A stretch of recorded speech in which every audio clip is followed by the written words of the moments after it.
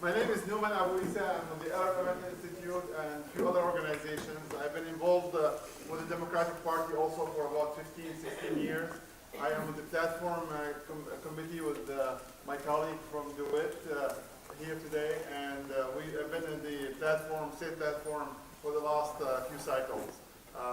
We are very happy today to have Jim Zogby with us. He's out of Washington, D.C. He's the co-founder of the Arab American Institute. He has, he's the author of Arab Voices and the ebook Looking at Iran. He served as a deputy campaign manager for Jesse Jackson's presidential run, also as an Obama appointee on the U.S. Commission on International Religious Freedom, and a Sanders appointee on the Democratic National Committee's Unity and Reform Commission. Please help me welcome Jim Zogby.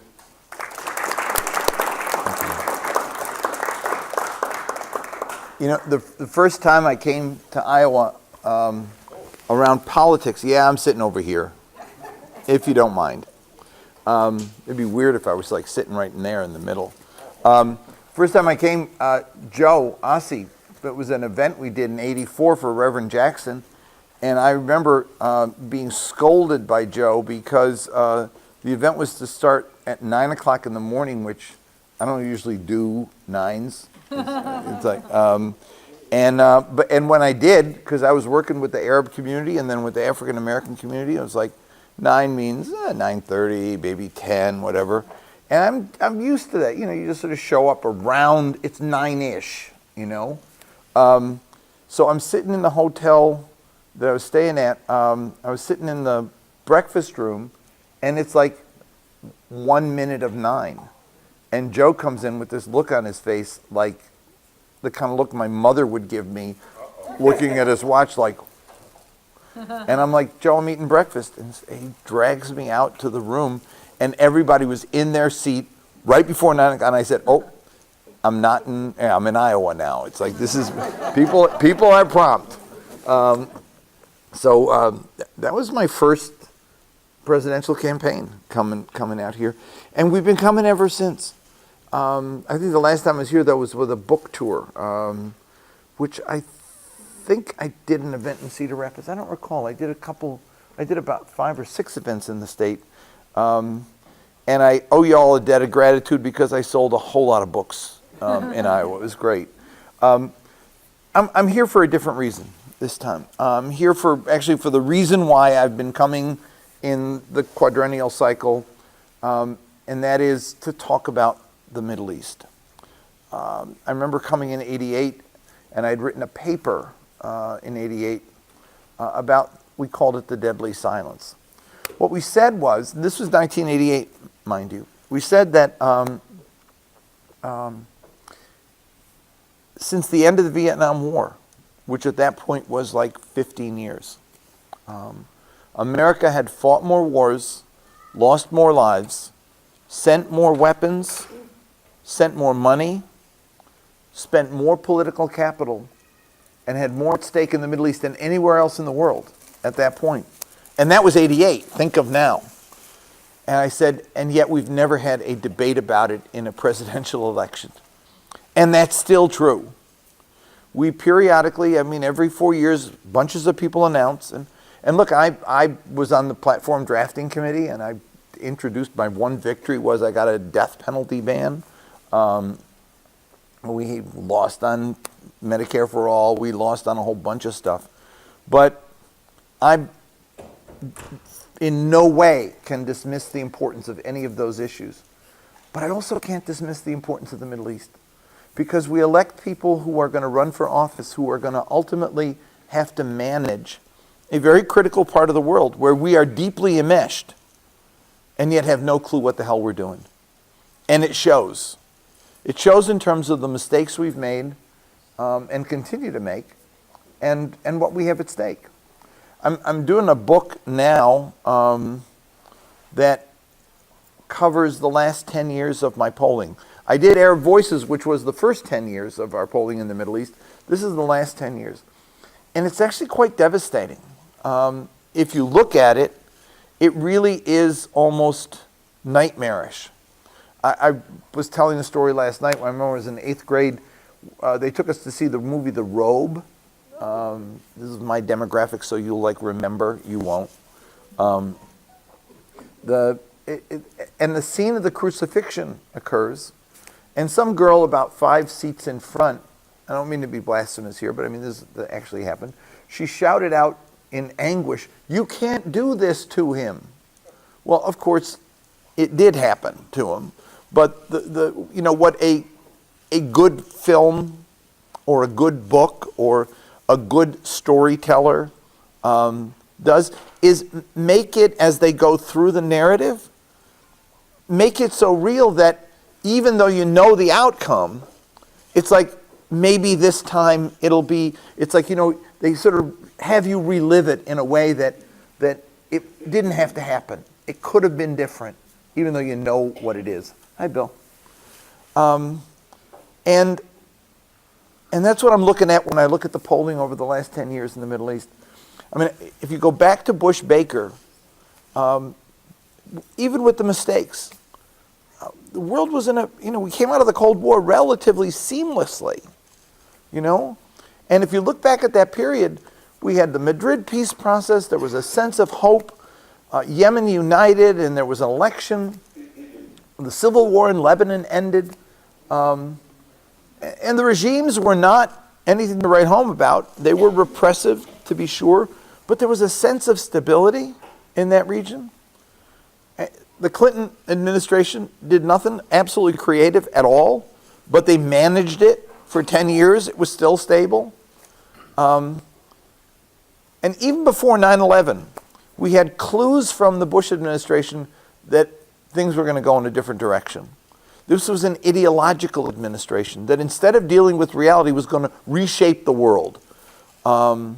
They had a vision, this neoconservative vision that was, it kind of has something in common with right-wing evangelical thinking, in that they see the world manichaeistically. It's like there's the forces of evil and the forces of good, the inevitability that they clash, the inevitability that good wins, and after everything is destroyed, out comes the perfect. It's like the second coming sort of thing, the Battle of Armageddon, and then everything emerges great.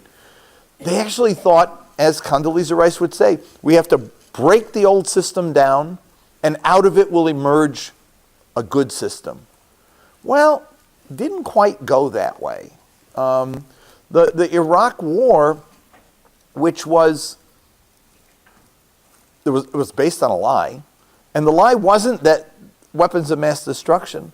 The lie was the lie that they told Congress when they testified. And I write about this in my book because I pulled all the quotes because I heard them at the time and didn't believe them, and I was stunned that people were accepting them. That it would take 3 weeks, 6 months, and we'd be out of there. It only cost $1 to $2 billion, and the Iraqis would pay for the rest with their oil. And as George Bush said, he said, a beacon would be lit that would shine freedom through the whole region, and democracies would bloom. I mean, part of me says, did they really believe that stuff? And they did. I mean, they actually did. It was an ideological... I served on the Council on Foreign Relations in a weekly study group that used to meet with these characters. I mean, I had Newt Gingrich and Richard Pearl and Jim Woolsey and all these guys. And they did believe it. Or at least they made a compelling enough case that made you think that they believed it.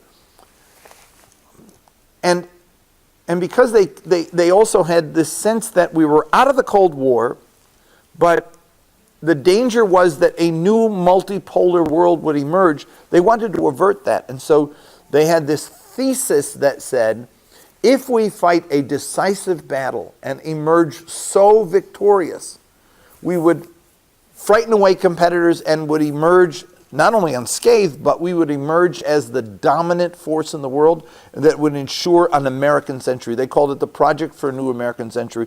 We would be the hegemonic power in the world for at least another 100 years. Iraq went in a different direction. Not only did we get dragged down into a war that took way too many lives on our side and their side, the country unraveled. It didn't become a democracy. It became a sectarian bloodbath. And it's still going on. It's not over yet. And our military was depleted, which people don't think about. You know what the suicide rate among Iraq war veterans is? 22 a day. Over the last 4 or 5 years, it's been at 22 a day. People don't know it. We lose more young men and women to suicide, Iraq veterans, every year than we lost during the whole war. So if you say to the Pentagon, you know, as I debated John McCain one time, and he was like, we have to bomb. I said, you never met a country you didn't want to bomb. The problem is that the military didn't want to do it because their concern was we could not afford it in terms of the depletion of the morale of our fighting men and women. They know what our capacity is. So what we're left with and what Obama did was, and I condemned it as well, we did wars on the cheap, drones. And my concern about drones was that it's like cute that we got them, but pretty soon everybody's going to have them. And if you open the book on it, it's the law of the jungle. People will be flying drones over whatever and just shooting people and killing people and out of the sky with no consequence. Unacceptable, I said. Or secret, these little special forces units that we send in. Well, here we are. We're in a situation where the Israeli-Palestinian conflict has unraveled beyond the capacity to solve it. And what do politicians say? Well, I support a two-state solution. It's ironic and tragic to me that the two-state solution has now become accepted by everybody at the very point where it is no longer possible to achieve. It's a way of absolving themselves of the responsibility of doing anything. So I say to a politician when he says, I support a two-state solution, I say, tell me exactly how you're going to get there. And don't tell me negotiations with 650,000 settlers and roads and security zones, etc., carving that area up into little tiny pieces. How are you going to actually do it? How are you going to get Israel to agree to do it? And if you can't, then stop telling me that's what you're for. Tell me what you're really going to do to end human suffering, to create stability and security for both peoples.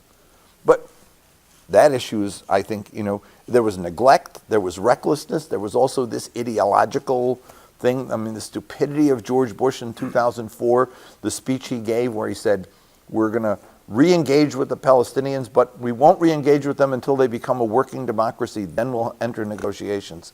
Well, anybody could imagine how you have a working democracy when you don't control any aspect of your life. It becomes kind of almost inconceivable but they believed it. The result was that nothing happened for all those years.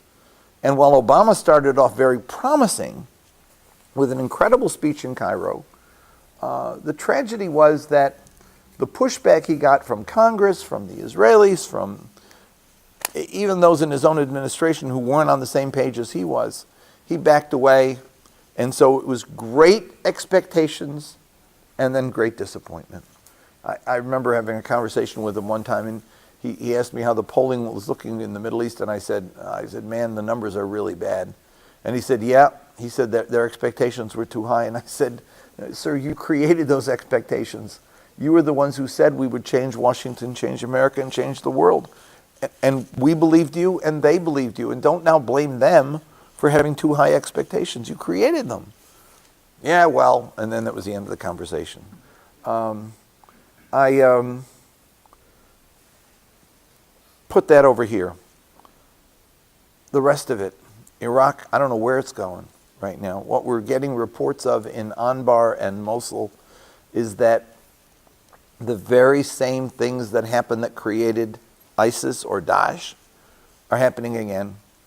The popular mobilization units that are the very sectarian Iranian-backed militia who actually helped defeat ISIS are now persecuting the Sunni civilian population again and creating bitter resentment. I'm not sure that genie out of the bottle is going to get put back, even though we wrested territory from them. Iraq is still a sectarian mess. When we do polling in Iraq, what we find is that the majority of Iraqis want a unified state. They want a unified state that is non-sectarian. They want a government that is responsive and respectful of all the constituent groups in the country. But it's real trouble thinking of how you get there. With Iran having a foothold, which is the other thing that happened with the Iraq war, not just the military got depleted, but Iran found a foothold in Iraq that had never had before. And Iran became a problem in the region that it had not been as long as it was held in check by Saddam. These were two bad guys, the Ayatollah and Saddam. But when the war ended, which we ended up helping to fuel, actually, tragically, by weapons to both sides, I remember when the stuff about Saddam having chemical weapons, I have on my desk, I don't know why I had it on my desk, but I had congressional hearings from the 1980s. Don Regal, he'd been senator from Michigan. Boy, the number of times I can date myself in a simple conversation. But he held hearings on chemical and biological weapons in Iraq. And it was all about the American companies that sold Saddam biological and chemical weapons in the 80s during his war with Iran. Meanwhile, we were doing the Iran-Contra thing and we were smuggling weapons to it. You know, it was cynical at best and criminal at worst. But the result was that the two countries held each other in check. Iraq's gone. Iran is emboldened and unleashed throughout the region and has become involved everywhere, and fomenting difficulties in other countries.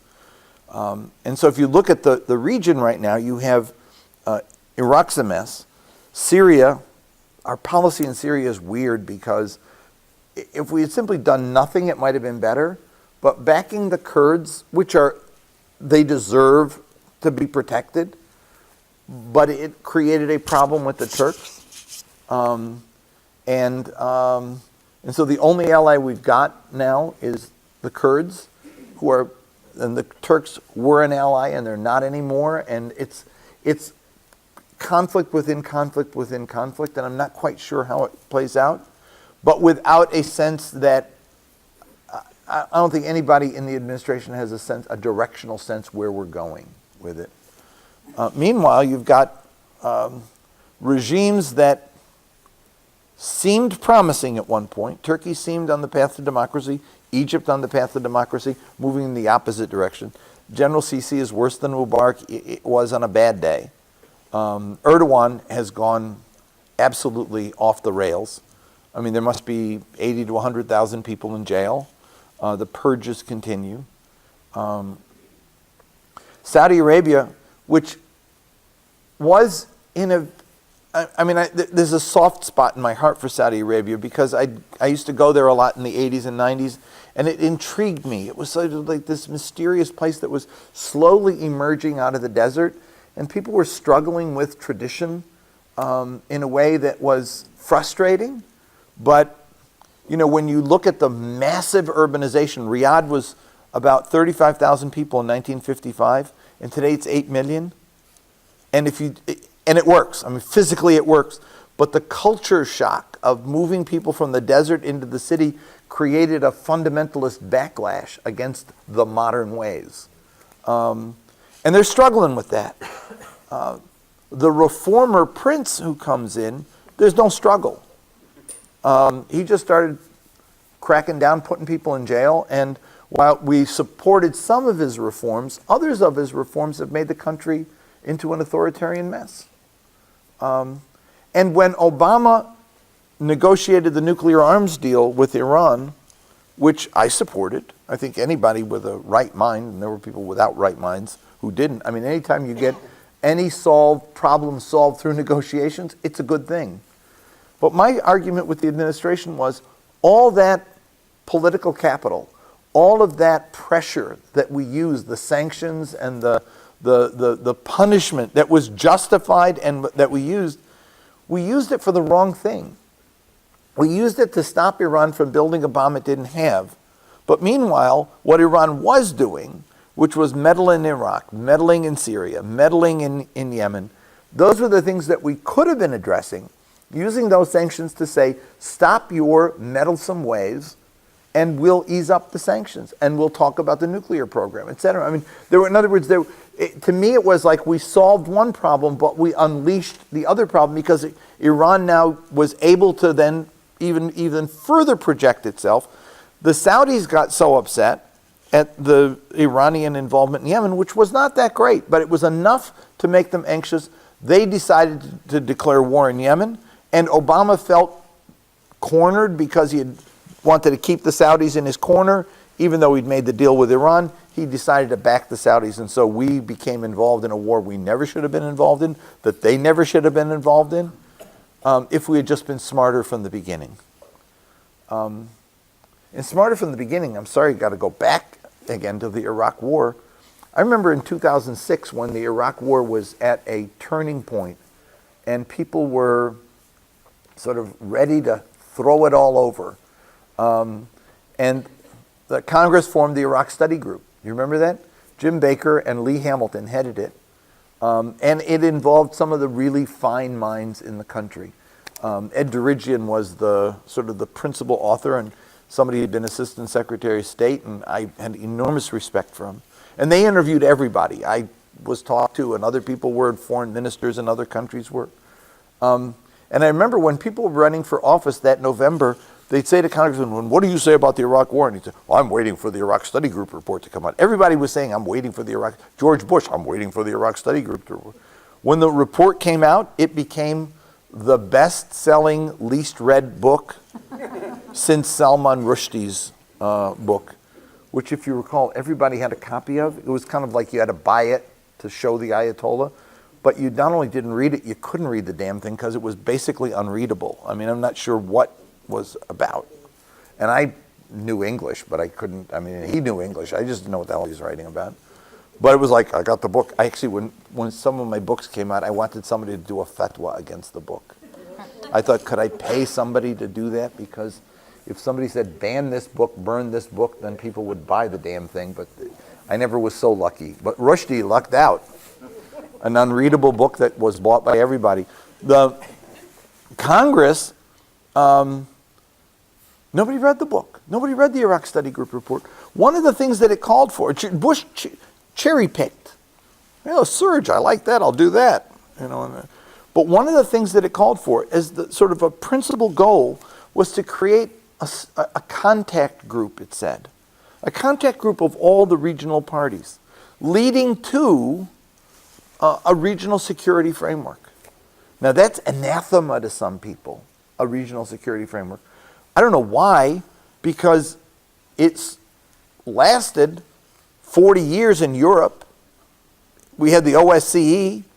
I mean, we stopped fighting. Sure, we didn't like the Soviet regime and its imposition on the neighboring countries. But nevertheless, it gave time for things to gel behind the Iron Curtain until they overthrew it themselves. What were we going to do, have another world war? Nobody wanted that, and so the option was, let's create a framework that at least stabilizes the situation and has different systems coexist for a period of time. That's what the Iraq Study Group wanted to do. And people say, you mean you're going to sit down and talk with the Iranians? Well, either we talk to the Iranians and we sit around the table, or they're under the table making trouble. There isn't a conflict in the region right now that doesn't have Saudi Arabia on one side and Iran on the other side. Why not have them sitting across the table from each other? So when I'd say that to the Obama administration, I say, it's not too late to do it. They'd say, the Saudis won't do it. And I said, what? You're a superpower. You can actually impose yourself if you want. You can actually say, this has to happen. Well, they wouldn't do it. They wouldn't try it. The easier path was the nuclear deal, which I think was a mistake. A mistake in the sense that it was the wrong target. Good. I'm glad they used diplomacy. It was brilliant the way we brought everybody together. But nevertheless, it should have been used to create a stable peace framework in the region that no one would have been absolutely happy with. But it would have gotten us out of a whole lot of holes that we're currently in.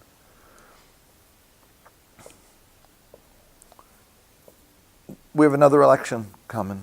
I'm not even going to talk about the guy in the White House now. But we have an election coming. And I'm sure candidates are going to come here and talk to you about everything. They're not going to talk to you about the Middle East. Number one, because of what I call willed ignorance. It's like, I don't really want to know about it. Because if I know about it, I have to talk about it. And it's like a no-win proposition. It's like they don't identify voters out there who care, except for people who support Israel. That's how they feel. And so why talk about it? And I might get pushback, and so why talk about something I don't know? So actually, you get really smart people in Congress and in the Senate who haven't got a clue because they have literally avoided any knowledge about this part of the world. We also have two people who are the top Middle East negotiators who have no clue about this part of the world too. But that's also been true of most of the others I've known as well over the years. I mean, you know, with a few exceptions, like Rob Malley, who was a student, got a PhD in the region. Many of the people knew Israel well. I was debating one time with one of the Bush administration people in the 1980s, and we were debating Iraq. It was at the time of the invasion of Kuwait, and he and I were on NBC talking about Iraq. We were sitting in the green room, and I was chatting with him, and he said, "Have you ever been there?" We were talking about Saudi Arabia's role with hosting. I said, "Oh yeah, lots of times." I said, "Have you?" He said, No, but I've been in the region. I was in Tel Aviv for about 6 months, went to school." I said, "That's not Saudi Arabia." He said, "Yeah, but I took a course on Saudi Arabia while I was there." And I said, "It's still not exactly the same thing." But he was an NSC guy, National Security Council guy, who was specializing in Gulf affairs. Didn't have a clue. We were joking about, because the footage came from, what's the name of the place? Rasta Nora. They were in Rasta Nora. And I said, "Bill, have you ever been there to Rasta?"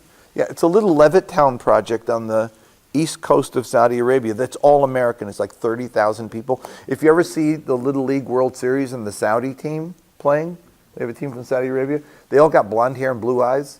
And no, there are not Saudis with blonde hair. They're from the American compound there. They've been there for like decades and decades and decades working with Aramco, with the oil company. They thrive, they prosper, they have a wonderful life, living in a little American colony in the east coast of Saudi Arabia. So I was going to make a joke with him, but he had no clue what I was talking about. I said covering Saudi Arabia from Rasta Nora is sort of like covering the United States from, and I don't remember what I said, but anyway, they're going to come and want your vote. And I come to you guys because you have the chance to do what none of us in the rest of the country get to do. And see, I'm different than some people. I was on the Unity Reform Commission, and people wanted to get rid of the Iowa caucuses.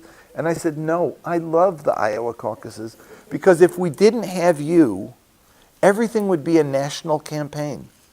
I mean, no one would ever meet or see anybody. It'd be a whole bunch of ads on TV and mass rallies. Nobody would get to see them and point them and say, what are you going to do about this? Or how are you going to do that? There'd be no Newman who challenged them on, what are you doing about Palestinians? And I love that.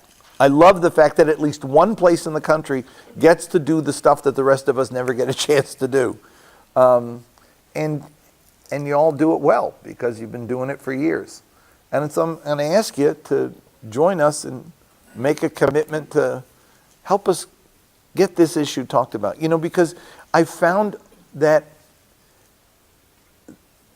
because these guys never have to deal with it, you know, it's like it's not on their radar. They never leave the event and go to an aide and say, God damn it, tell me what the hell's going on there. I need to figure that out. I got to have a better answer next time. You know, like right now, reparations, right? Everybody's got to have an answer on reparations because they got asked it enough times.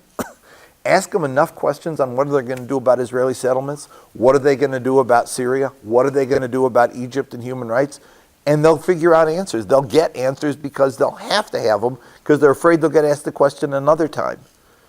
And then it will be on a national debate on TV, and before you know it, we're off to the races, and we might have the very first discussion about Middle East policy that we have ever had in a presidential race, believe it or not. Despite the fact that we've had all these wars, we've never had a conversation about it. Other than should we bring the troops home or not? I mean, that was what the Iraq debate was about in 2008. Nothing more sophisticated than that. Valerie's got a sign-up thing. We called it Concerned Iowans for Middle East Peace. If you allow me to speak a little bit. No, yes, of course. Of course. And we would very much appreciate your signing up. All that it means is that we're asking you to agree to go to caucuses and raise this, talk about this issue. We're asking you to challenge the candidates and ask them questions about it. We're asking you to ask them to support the Iowa Democratic Party platform, which is actually a very progressive document. And it would make a huge difference if they just keep getting the questions. So I'm going to stop, ask Newman to say something, and then I'll take any questions you might have, and thank you. I just want to follow up. I was the chair of the platform committee on international affairs, and I'm very proud to be part of Iowa and part of those items on the platform. I've had a long experience asking questions to the candidates, and they are very, they don't answer the questions straight on. They divert and they slide.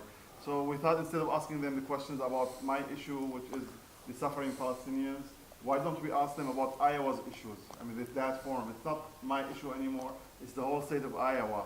And I've been handing the platform to the candidates, and I would like you to ask them about our platform. The platform is very clear. It talks about human rights for both Israelis and Palestinians. It talks about the right of return or compensation to the Palestinians. It talks about our right for BDS. I mean, if we choose to boycott, divest, and sanction, it's our right to do that peacefully. And also it talks about the sanction of the Israelis until they stop settlements. So those are the big issues for the Israeli-Palestinian questions. And those issues to me are the heart of the Middle East problems. And we've been really paying a lot of money for our involvement in the Middle East. Some of the estimates talk about trillions of dollars. Right. And I've listened to many candidates who come here and speak for an hour without mentioning our foreign policy, our wars. And they talk about domestic issues. And those are important also. But also I want to make sure that our positions on wars is also discussed and answered and addressed. And that's, I guess, my pitch here. I think Iowa has a unique position in the nation. Caucasus only covers 10-20% of the populations, and it takes only 10% of those to lead the caucus in different directions. And we really are asking you to help us lead the caucus in the direction you wanted to lead it in that position, toward peace, toward justice, basically. Amy Klobuchar is going to be here this weekend, and she voted yes on the anti-BDS. And let me talk about BDS for just a minute. Yeah? That's what I'm going to do. That's what I'm going to do. I was trying to think of some funny something, but what BDS could stand for, but I'm not clever right now. It's the boycott, divestment, sanctions movement that has brought together an incredibly diverse group of people, from the Presbyterians and the Mennonites and the Methodists and the Amnesty International does too, right? There's a number of organizations that have said, we are not going to, and next 2 weeks from now I have the senator from Ireland, Francis Black, who passed the Senate bill and the bill in the Dáil, the House, saying that Ireland, if the settlements are illegal, we cannot buy she said we cannot be saying to the fruits of those settlements, how much for your peaches. So it's a boycott of the settlement products. It comes, like I said, in very different forms, but it is essentially a nonviolent movement that says we won't support the occupation. And when people criticize it, first as anti-Semitic, it's nonsense. It's not buying something from Jews because they're Jews. That's how it's been framed. No, it's saying we won't buy stuff from the settlements. It has nothing to do with Israel proper. is that if you have a settlement and you're producing wine or you're producing some product, we should not agree to buy it because it shouldn't be there in the occupied territories to begin with.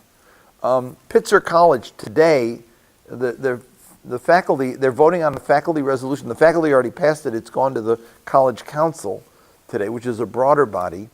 Pitzer has a relationship with Haifa University. And the college faculty at Pitzer said, we should not have a partnership with Haifa unless Israel will allow Palestinian students at Pitzer to go, because Palestinian students can't travel back to Israel without being harassed and or denied and deported. And they said unless Pitzer also opens a partnership, a visiting partnership with a university in the West Bank. It's basically asking for justice. It's not saying we denounce you. It's saying if it's this, it should also be that. If the settlements are wrong, then we shouldn't be buying products from the settlements. That's all. And it's nonviolent, which is good. I mean, Palestinians wrongly used violent means. I condemn them for it. Others condemn them for it. Now they develop a nonviolent protest, and people are like up in arms over it. How dare they? So, do you have to participate? No, you don't. All we're asking is that it not be criminalized. And there is currently legislation in 25 states that basically penalizes Americans who do. A Mennonite woman, including the state of Iowa. Has anybody been prosecuted for it? Not yet.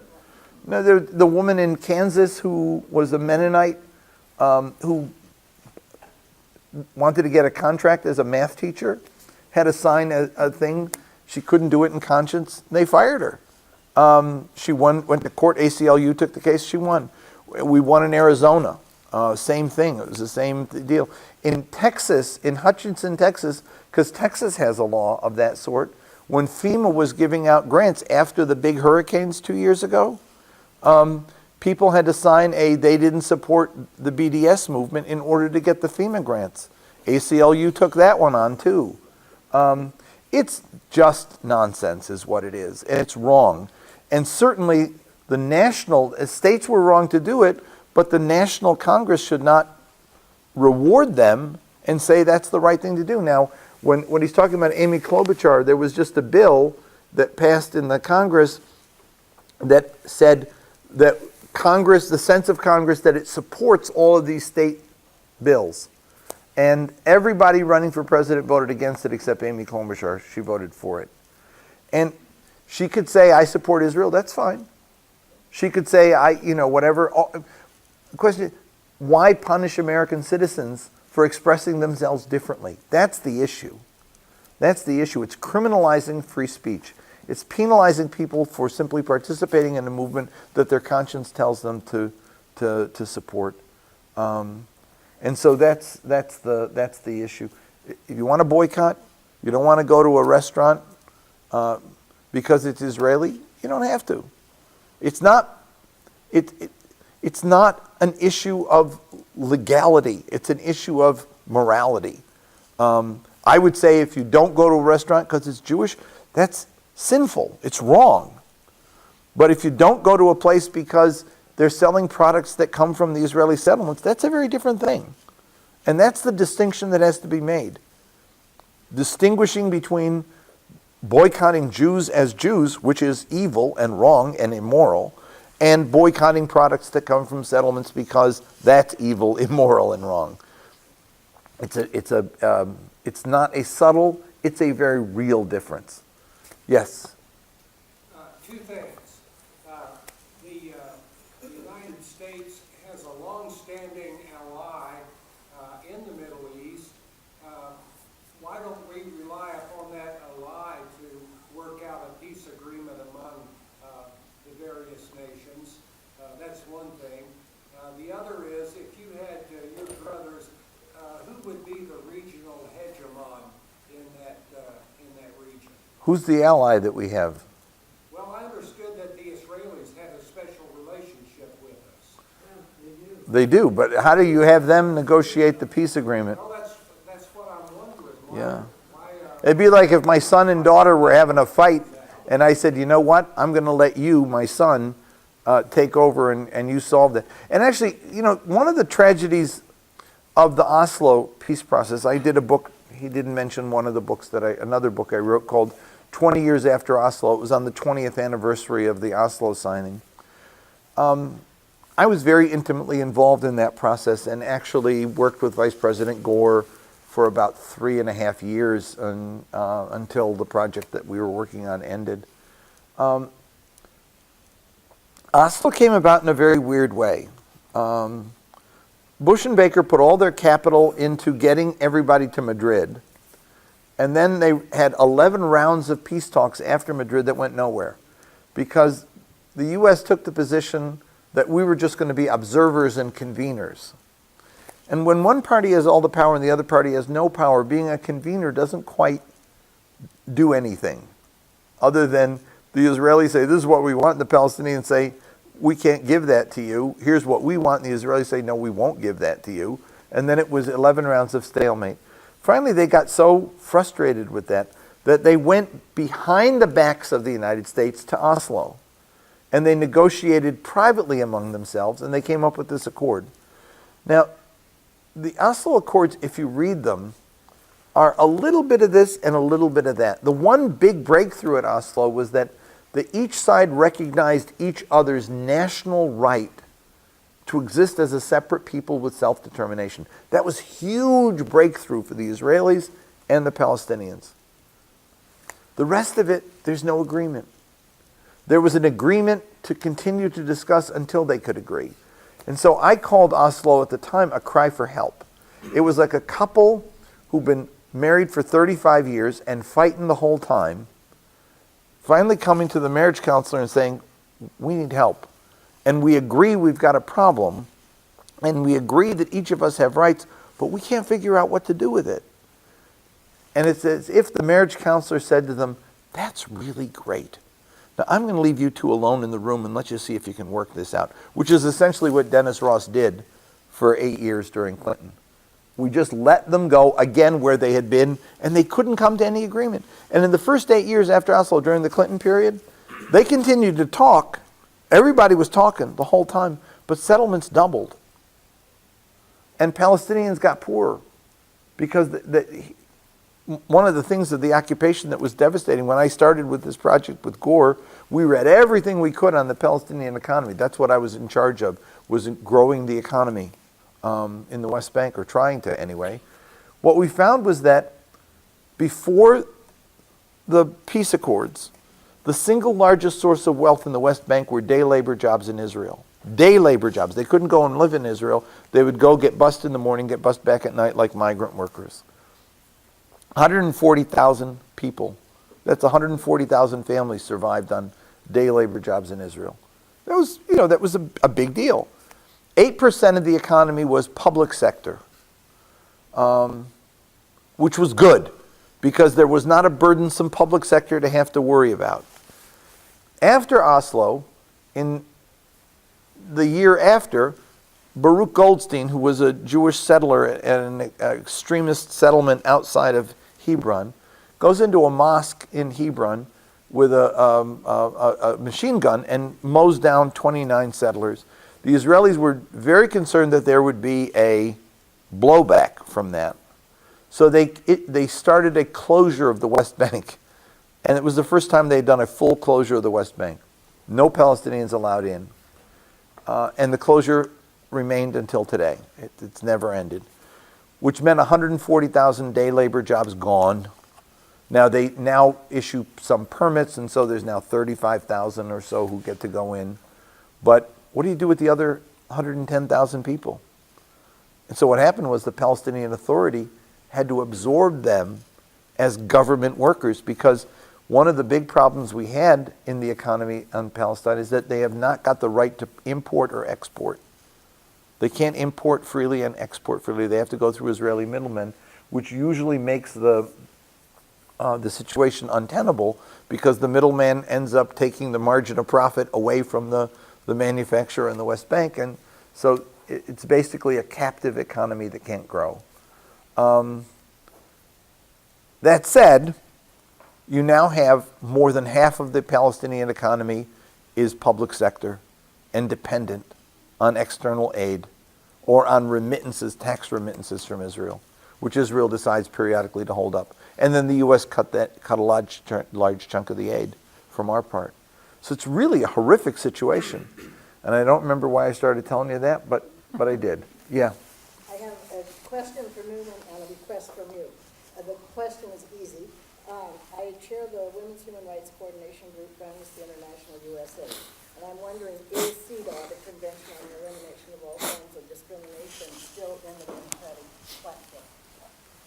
I'll have to look back, I guess. It's online, and the platform is online available. You can search it, Democratic Party Platform 2018. I have it here, I can send you a link. Okay, ratification for Cedar should be in there. It should be in there. I Yes. think it is. I mean, I'm not on all the committees, but I was on the International Affairs Committee. Is that in the International Affairs? Yes. When I was on that committee several years ago, and I Yeah. put it in at that time, and I don't know if it's still there or not. Okay, I'm And sorry. the request for you, Jim, is that right now there are negotiations to end the conflict in Syria, as well as negotiations to end the conflict in Afghanistan. In both cases, there have been some women appointed that are supposed to be part of the negotiations, but they're not sitting at the table with everybody else. They're off in a room someplace by themselves talking about it. There's research that says when women are included in negotiations in a fair and equitable manner, the peace that results from that is much more likely to last for a longer time. So I'm asking... Have you been talking to my wife? I'm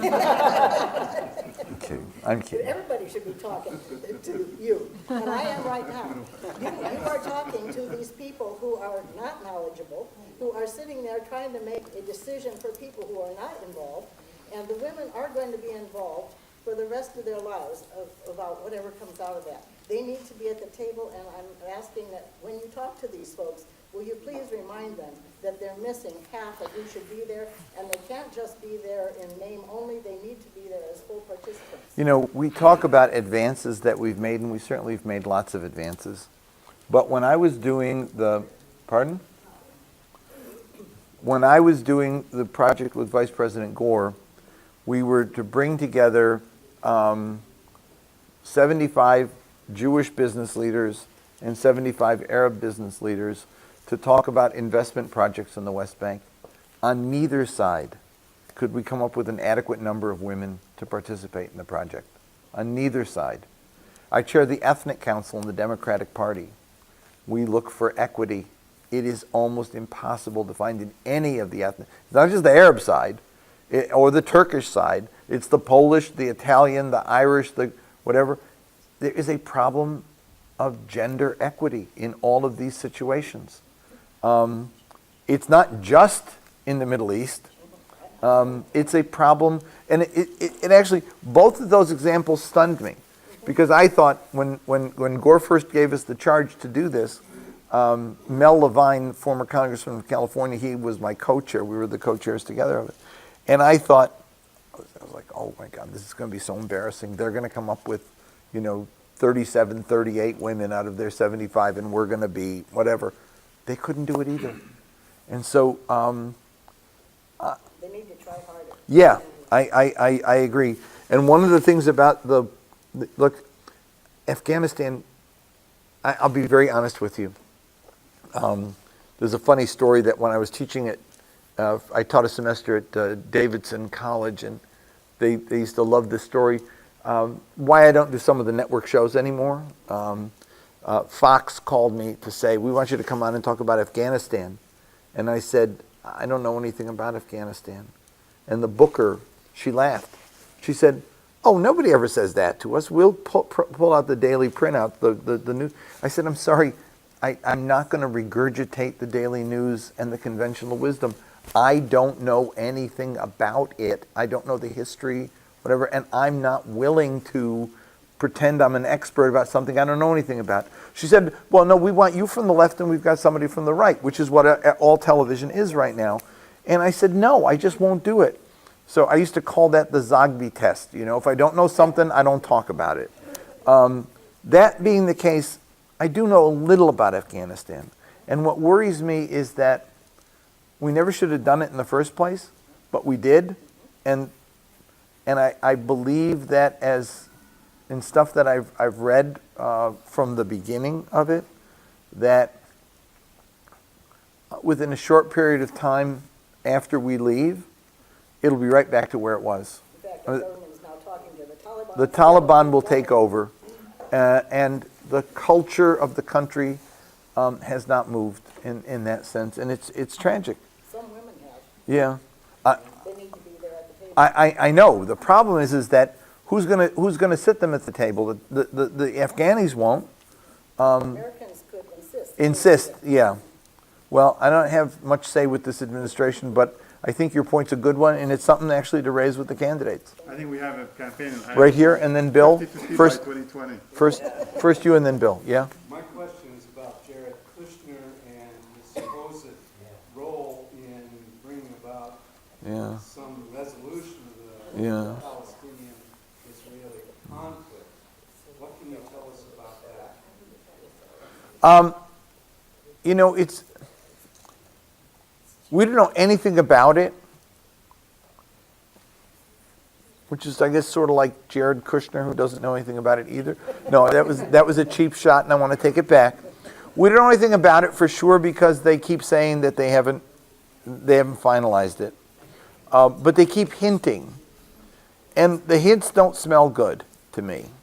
And while they're hinting on one level, they're doing stuff on other levels that almost make whatever they're going to come up with, it's going to prescribe the ability of doing anything beyond what they've already done. They've already taken Jerusalem off the table, right? That's a done deal. They have already taken the refugee issue off the table because they're not recognizing Palestinians as refugees. They seem to have taken settlements off the table because not only have they not objected to any settlements, but they have allowed settlements to continue to grow at a rather significant rate. And they've even taken the notion that the territories are occupied off the table, because in the last year's Human Rights Report and this year's Human Rights Report, for the first time, they don't refer to the West Bank and Gaza as occupied Palestinian territories. It used to be OPT, is how it was referred to. They are Israeli-controlled territories. So I don't know what the deal is going to look like, but what it appears to be is an effort to turn the Arab Peace Initiative on its head. They want to get Israel normalized in relations with the Arab countries, and then peace will follow, which I frankly don't think any Arab country is willing to do at this point. And even though they make noises about it, in the polling that we've done and in the conversations that we've had, they know that the consequences of doing that would be upheaval in their own countries. So I don't see it happening. And the thing is that I've never talked to Jared, but I've talked to Greenblatt, who is a nice enough person, but basically doesn't have a clue. And they almost seem to have prided themselves on having no sense of history. As they said at one point, if you read a lot of history, you get bogged down in the past. We want to move forward. Well, you can't move forward unless you know where. You don't know where you are unless you know how you got there. And you can't know where you're going unless you know how you got there and where you are and what direction you're moving in. And that's the problem, I think, is that I showed Jason Greenblatt a poll. We were at a conference together, and I showed him the poll that asked in Arab countries, what would they say about building relations with Israel to confront Iran? And these were countries where mass public opinion was in favor of confronting Iran. But when asked about joining with Israel to do it, under no circumstance. Even if we asked one of the alternatives, if Israel were to withdraw from all the occupied territories and give the Palestinians a state with Jerusalem as the capital, blah, blah, blah, blah, blah, still no. So it's not, people aren't ready right now for that. So I don't know what they're coming up with, and I frankly don't know if they're even going to come up with anything. I remember Henry Kissinger famously said, we create the illusion of movement to compensate for the fact that there is no movement, to kind of keep people think we're doing something. I have a feeling this is the same thing. And so we may not see anything. First you, and then back here, I'm going to get you. But let me get Bill first. I got a couple of quick comments and then a question. On Afghanistan, Yeah? on Afghanistan, I've been there 3 times, and it's a complex. I agree with you. There's no real authority or somebody that really understands the complexity of Afghanistan. But one comment is, in the northwest corner is the most stable, educated part that borders with Iran. At any one time, there's 10 to 12,000 of the best Afghan students fully paid in the universities of Iran. So if you want to know where Afghanistan is going to go 10 to 15 years from now, they're going to speak Farsi, they're going to be directed toward Iran, and Iran is focusing on the education. And the United States lost their position with Iran in 2003 when Iran offered the United States to defeat everything that was going on in Iraq, and they turned it back. And the last point is that the perception is that Iran is involved in all of their neighbors. When Iraq was attacking Iran, the only 2 countries that supported Iran was Libya and Syria. And Iran is, it sounds like I'm defending Iran, but the point is part of their history. All these countries are Iran's neighbors. But historically, Iran is now supporting the countries that supported them during this horrendous war. The second point is, Jim, when we talk about divestment, I equate that sometimes to when the United States or other countries say we will not buy prison-produced goods. The United States has a policy that we will not buy anything produced in prisons in China. So that's basically the last point of the question. Jim, where did Lindsey Graham pull this out of his hat 2 days ago that Israel should annex the Golan Heights? Lindsey Graham has a tendency to pull things out of something. Sorry, that was... You're right. I mean, all of a sudden, out of nowhere. Yeah. He went from being overnight from being John McCain's sidekick to Donald Trump's poodle. I don't quite get what Lindsey Graham is about. My son, who knows him, says Lindsey Graham's running for re-election is what he is, and he wants to make sure that he doesn't get anybody challenging him from the right. That's the only way to explain it. Is How many people even know about the history of the Golan Heights? you know, what the U.S. does or doesn't do ultimately doesn't determine the future of the Golan Heights, but it does determine the future of Lindsey Graham. And that's what this is all about. It's Lindsey Graham running for re-election. Yeah? Sorry. And I forgot. Yeah. Yeah.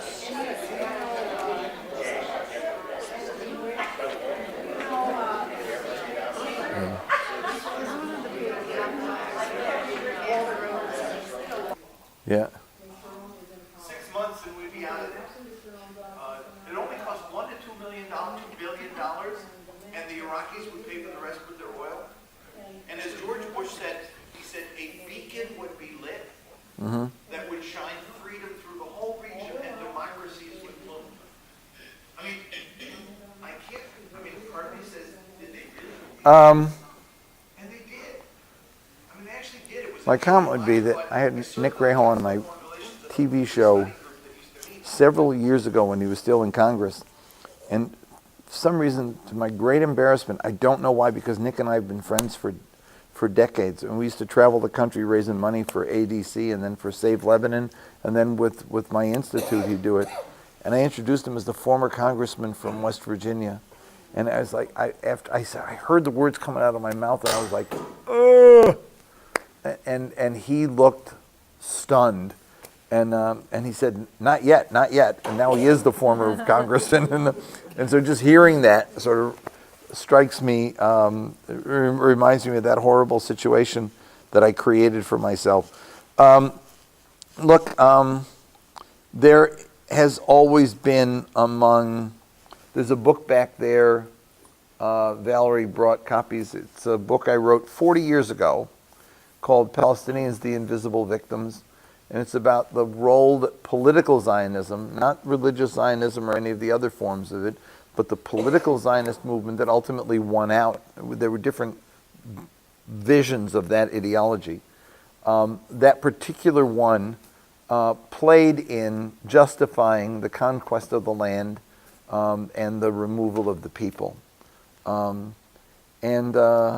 Within that messianic view, there was a sense that this was all theirs and that it was God-given. And that the others were, when they're even kind, they use the biblical term, they are strangers in the land. God said to them, He told them to be kind to the strangers. Sometimes they were slaughtering the Canaanites and the Moabites and the worshipers of Baal and everybody else, and other times God was telling them to be kind to them. And there is that view that, especially among settlers, and Sharon was one of the patrons of the settler movement going back to the early 70s when he was, the middle 70s when he became a minister and was in charge of settlement construction. There was a sense this is ours. They're strangers on it, they're residing, but they don't belong there. And that, they felt they got cheated because they only got the little piece that they got, and that Jordan and all these other countries were created in land that was theirs. I have one story that is kind of, I remember because I was there and it was quite startling. And it's one of those stories that's, you tell a couple of times and you wonder, did this really happen? Have I got it right? And a guy, Mike Saba, not Mike Saba, Mike. This is not Mike Saba. This is Joe Saba, who was vice president of the World Bank for a while, and before that he'd been in charge of the Middle East. And when I told you about it, I did all the reading about the Palestinian economy when I took over with Gore. The 8-volume study was written and edited by Joe Saba at the World Bank. Brilliant, very soft-spoken guy. So he remembered we were at this dinner together, and I said, do you remember this? And I told him, he said, that's exactly how it happened. So I'm telling you now, with the validation of the World Bank behind me, this story happened. I went with Clinton in '98 to Gaza, where we opened the airport, which no longer exists. Clinton spoke to the Palestinian National Council, some funny stories about that. I helped him with the speech, and there was some funny stories beyond that. Then we went to Jerusalem for a state dinner with Netanyahu, and then we went to Bethlehem to do the tree lighting ceremony. And at there's a Bethlehem story that I will tell you in a minute, but while we were in Jerusalem at the state dinner, as is the case, there were about 400 of us, and it was a lot of the Jewish leaders, and I was there, Arab American, because I was heading this project with Gore, and Joe was there from the World Bank, and a few other people that I knew. Netanyahu got up and offered a toast. He said, Mr. President, we welcome you, blah, blah, blah, blah, blah, blah, blah. And then Clinton got up, and he said, I'm so appreciative of the chance to be here with you today. Yesterday I was in Gaza with the Palestinians. They welcomed me in their home, and you're welcoming me in your home today. And tomorrow I'll be with the Palestinians in Bethlehem in their home. And it's just such an honor to bring these all together in one trip. And then Netanyahu got back up, which you don't do at a state dinner, because that's like the end, and like, for God's sake, bring on the food and let's go. Netanyahu got back up and he said, I want to correct you, Mr. President. He said, in our Bible, it tells us that Gaza was the home of Bathsheba, and David fell in love with Bathsheba in Gaza. That was also the land David walked in. It's our home. And tomorrow in Bethlehem, David was born in Bathsheba. He walked on the path of the streets of Bethlehem, and that too is our home. And we welcome you in our home, but the Palestinians will not welcome us in their home, in what they call their home. And he sat down, and Clinton got back up. And he said, Mr. Prime Minister, you brought up the Bible. Let me tell you about my Bible. It says, unless you forgive those who you feel have injured you, they will never forgive you for the injuries you've done to them. And he sat down, and there was like a gasp in the room. It was like some people did not feel like eating after that, but it was really quite telling. But the Bethlehem story, my mother was very sick at the time, and we didn't realize, we thought she had 6 months to live. She ended up dying about 3 weeks later. But she knew I was going, and she had this thing about, cause she loved Bill Clinton. There's some funny stories about things she would tell me to say to him, and I would actually say them, and he would howl because she would tell him, stop fooling around, you're going to get in trouble, and people like me will suffer, and whatever. People who need Medicare and Medicaid and whatever, that kind of thing.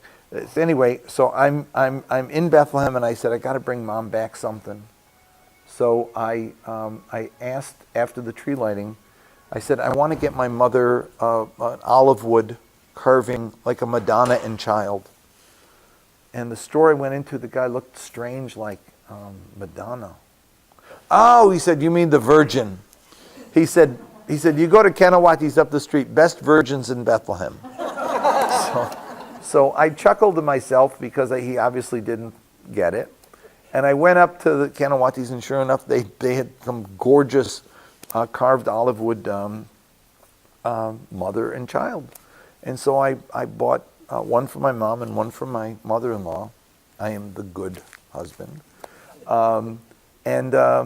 I came home, and Mom is hunched over with her oxygen sitting in the chair, and never lost her wry sense of humor. And I told her the story, and when I told her the best virgins in Bethlehem, she looked up and she said, I hope you didn't bring Clinton with you. So she could be a funny lady, yeah. So I just wanted to ask about the recent controversy with Representative Ilhan Omar's statement. I wanted to know whether there's like a fundamental shift in the Democratic Party towards a positive direction on the Palestinian issue. Number one, I know Ilhan, and I also, unlike a lot of people, actually heard her say the things that she said at that event. There was nothing she said that was anti-Semitic in those statements, nothing. It was a manufactured crisis from the beginning. And I believe that it was a manufactured crisis to teach her a lesson and to silence her and the other new members from ever talking about this issue. And the way you do that is, because I've had to endure this myself, you call them anti-Semite. It's the weapon of choice. You call somebody anti-Semite, they can't talk anymore. And I'm very afraid for her because I think that she now has a bullseye on her back, and there are crazy people. On Monday, I started another trial, Valerie. Where's Valerie? Another hate crime trial, somebody threatening my life. It's Patrick again. He went to jail, he got out, and he's still doing it. I am the anti-Semitic, genocidal, homophobic, you name it, I'm that. And I am responsible for every terrorist act in the world, and America would be better off without me, and Zogby should die, and whatever, and that kind of thing. So the Justice Department is bringing him back to trial again. And now he's in jail, at least, waiting trial. They wouldn't let him out. But I know what it's like when you get called names enough time. Sticks and stones don't break your bones, but they can inspire other people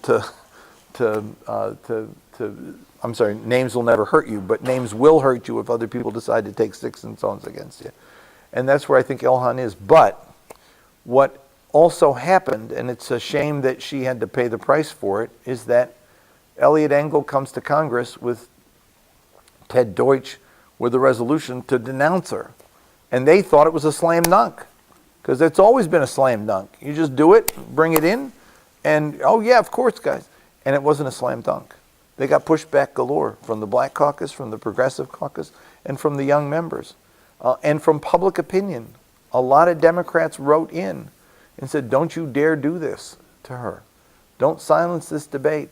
And so the end resolution was, people denounced it as like it was a mishmash of condemning every form of grievance and every form of bigotry you can imagine.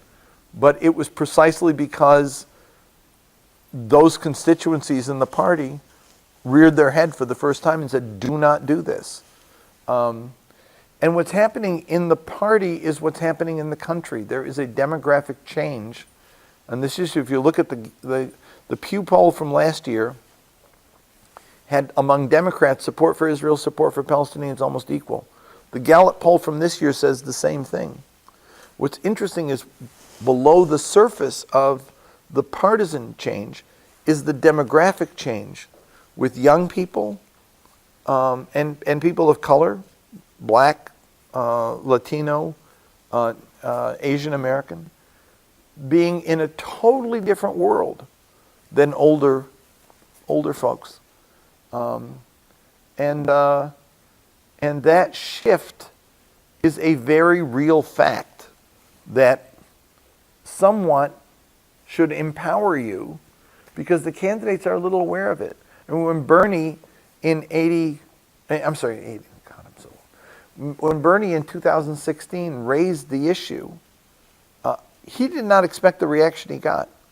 He thought he'd get a little blowback for it, but instead what he got was overwhelming support, which emboldened him to learn more and say more.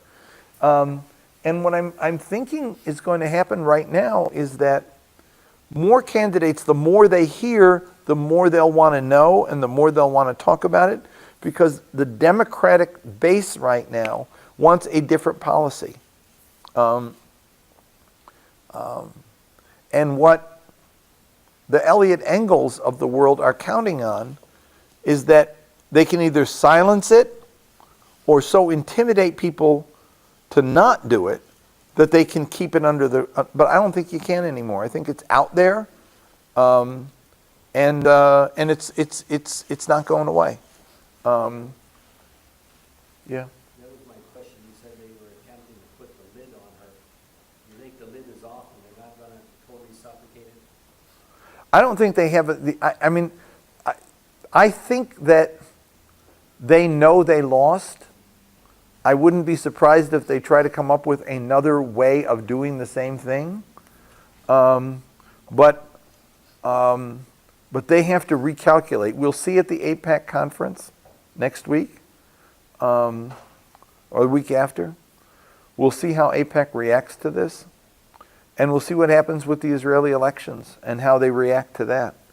But clearly, the demographic shifts in this country and their changing attitude toward the issue, on the one hand, and the marriage between Netanyahu and Trump, on the other hand, have made a really interesting situation for Democrats who look at this and say, wait a minute, we can't be dealing with this crap. This is not where we want to be. And it's made it difficult. And if you look at the Jewish community, the same change has taken place in the Jewish community. Jewish millennials are in a totally different place than older American Jews. And American Jews who've been, in the older crowd who were part of the peace and civil war, they're in a totally different place than the establishment community is. So Bernie knows that. The question is, other candidates are going to learn it as they get out in the field and they have to deal with people other than the folks they've been dealing with in the rarefied world of Washington, where everybody, there's a kind of a groupthink in Washington, and groupthink doesn't travel to Iowa, which is what you do. I mean, you're sort of a reality check. Yeah? Circling back to asking the candidates questions and making them answer. Yeah. Is there any way that people of the country can influence the big debates when they come along, influence the questions and the format? The big debates, you mean the television ones? Yeah. What happens is that, for example, somebody asked the reparations one on one of the TV debates. All the candidates said, somebody wrote a newspaper story about it. There's a sort of a synergy between what happens on the grassroots, what happens on television, and then what happens in the broader debate. You ask it enough times here, some reporter picks it up and writes about the fact that Elizabeth Warren was just challenged on this. And then other candidates get challenged. Well, Elizabeth Warren was, what did you? And then before you know it, it's one of the questions that gets asked on the TV debate. I mean, there actually is we talk about politics being from the bottom up, not the top down. There actually is a bottom up impact here on many issues. I mean, I just think in my lifetime, in our lifetime, think of what happened with gay marriage. I mean, oh my God, in like 10 years, I think we're at a tipping point on several issues. Look at what's happening with environmental stuff. I mean, I remember when what was it? I actually got mad during the first Earth Day. I got mad on Earth Day because I felt as somebody who'd been fighting in the anti-war movement and the civil rights movement, I felt what Earth Day was a way to co-opt the energy of the student movement away from challenging the war and civil rights to this. I thought it was airy-fairy stuff. It ain't airy-fairy anymore. It's survival right now. And it has caught the imagination of people. And I think that's where we're going. There are changes afoot. And people aren't willing to settle for pablum. They want real solutions. They want urgency. They want passion. They want challenging the status quo. And so this is an election that can actually go that way. And part of it is, I think, like I said, there's a shift in the tectonic plates of the country almost. And part of it is technology driven. I mean, it's where people are getting information from. They're not getting it all pre-digested in the same place.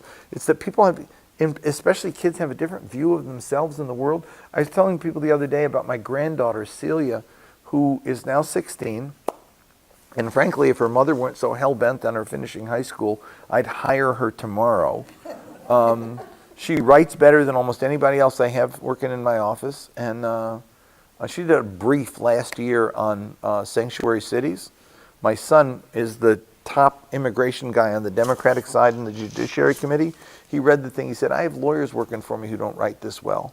But when she was in 7th grade, I do the polling in the Middle East, and her mom works with me. She's my partner. And we do polls periodically on, we call it Impressions of America, how people around the world think of the United States.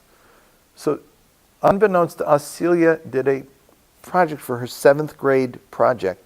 She made a half-hour film, a video. On Facebook, she started with Facebook, went to Skype, got kids from 13 countries to call her on Skype. She found software to download the Skype interview and edited it into a film of 13 countries reacting what they think about America. And then she added B-roll with stuff from the civil rights movement and pictures of American cities, and she added music, and she was like, and so the technology part of it, like, I was amazed at her skill. But more than her skill, I thought, when I was in the 7th grade, I don't think I knew 13 countries existed. Right. I mean, when we did our book, Arab Voices, we have a section on Iraq, and there was a poll that we cited when the Iraq War started in 2003. 11% of Americans could find Iraq on the map. And after 4 years of the war, with 4,000 dead, it was up to 37%. I mean, and so there's a global worldview that these kids have that's shocking to us, and there's a change in the country that is, when I say the lid's off.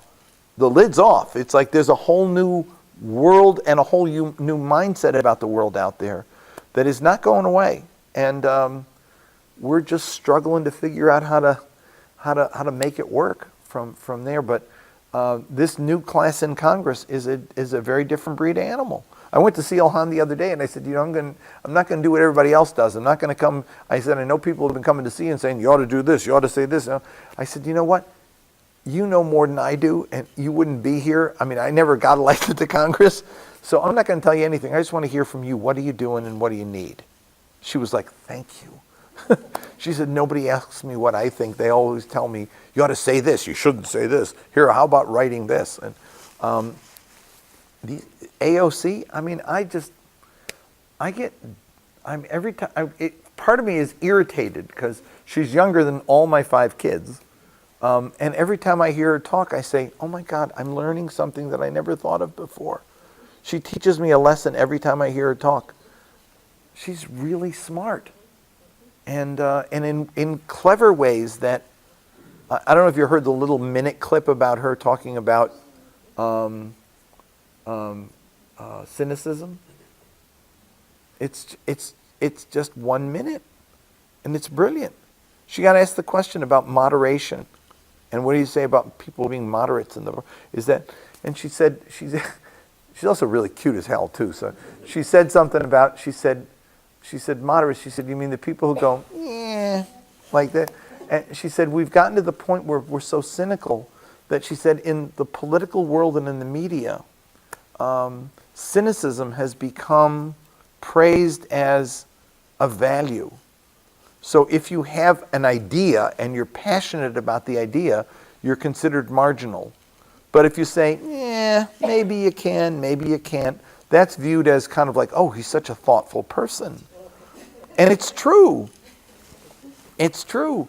She said, and she said, I'm passionate, and being passionate's a good thing.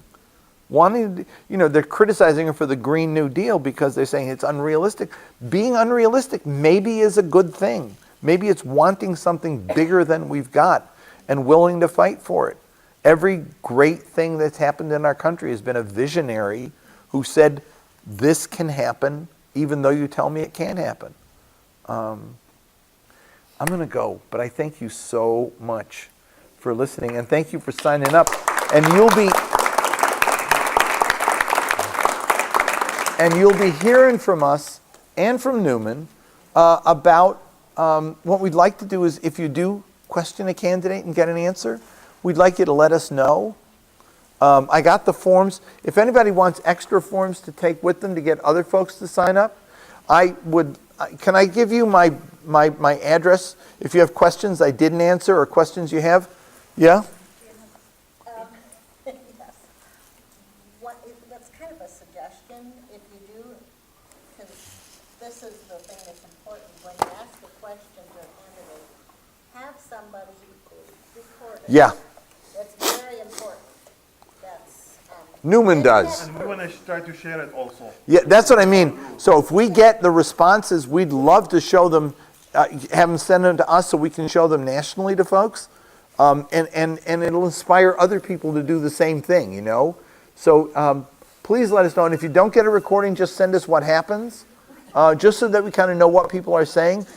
Let me give you my email address. If you have a question I didn't answer or something, it's JZOGBY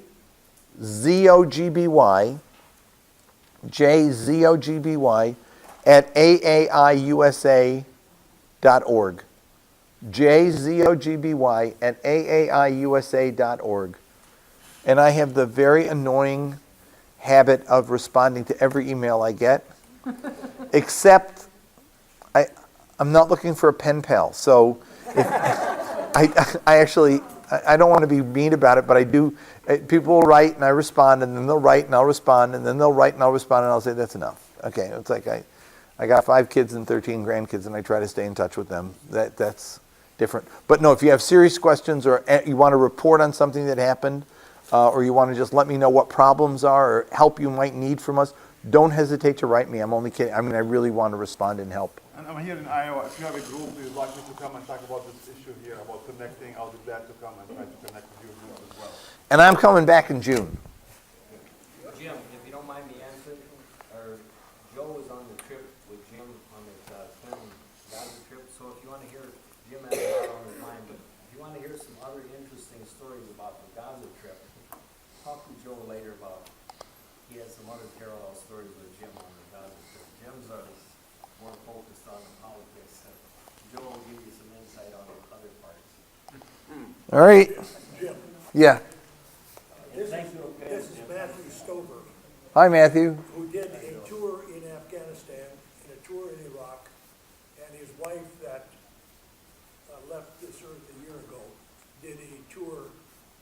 in Afghanistan. Yeah.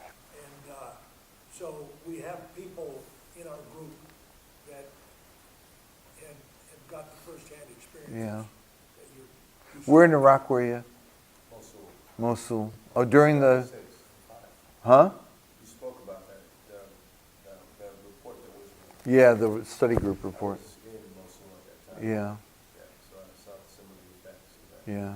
Jim, in all due The surge, What's that? the initial surge, No, this is a few years after, the few years after, okay. right after they got moved. Yeah, Jim, in all due respect to Matt and everybody here, his wife is one of the statistics of I'm sorry. that, Jim mentioned. I have a nephew, I say that I have a in nephew, respect- the same in thing. respect that it affects our immediate. Yeah, yeah. It's a reality. It's a reality, and you know, there's a place in my office building. I've been in the same office building for 30-something years now, and on the 5th floor, you know, Valerie, that veteran social service thing.